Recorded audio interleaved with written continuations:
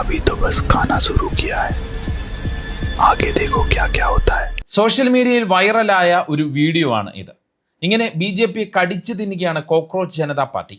B J പിയുടെ നുണകളെല്ലാം ഓരോ ദിവസവും പൊളിയുകയാണ്. ബി ജെ പി അനുഭാവികളായിരുന്ന പല യുവാക്കളും ഞാനും ഒരു പാർട്ടിയാണ് എന്ന് സ്വയം പ്രഖ്യാപിച്ച് സി ജെ പി ആയെന്നാണ് അണിയറ വർത്തമാനം. ഇനിയൊരു ദൃശ്യം കൂടി കാണാം.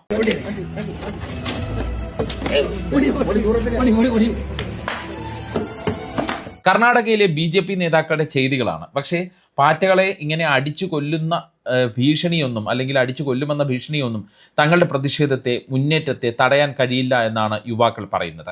ബി ജെ പി വയ്ക്കുന്ന കുരുക്കുകളെ എല്ലാം പൊട്ടിച്ചെറിയുകയാണ് സി ജെ പിയും അതിൻ്റെ സ്ഥാപകനായ അഭിഷേക് ദീപ്കെയും.